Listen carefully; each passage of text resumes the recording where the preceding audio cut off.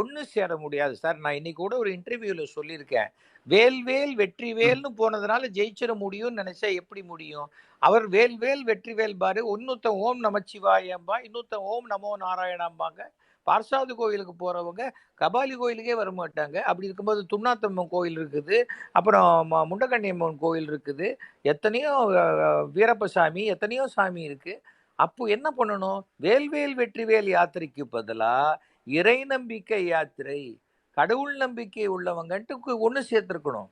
அப்போ எவ்வளவு மிஸ் பண்ணிட்டோம்.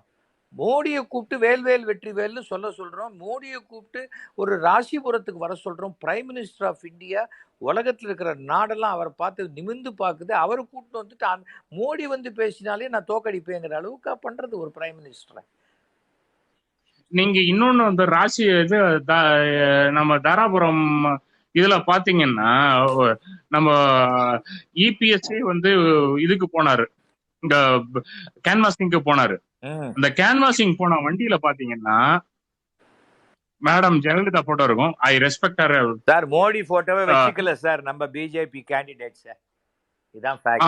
அப்புறம் அந்த மாதிரி ஒரு கேண்டிடேட் எனக்கு கொடுத்துருந்தா, மோடி போட்டோ இல்லைன்னா நான் வேலை விட்டு இறங்கிடுவேன்.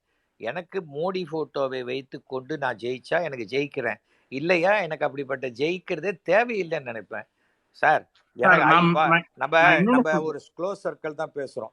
ஒரு கேண்டிடேட்டுக்கும் ஐ ஹர்ட், நான் கேள்விப்பட்டது 13 கோடி ரூபா வரைக்கும் கொடுத்துருக்காங்கன்னு.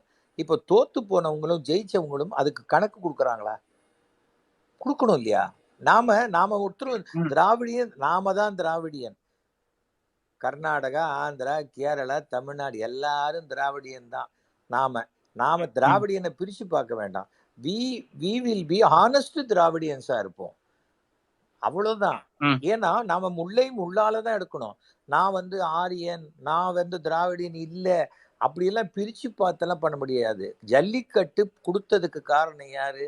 மோடி. மோடி வந்து இந்த ஐடியா கொடுக்கலன்னா யாரு போய் ஜல்லிக்கட்டு இங்கேருந்து வாங்க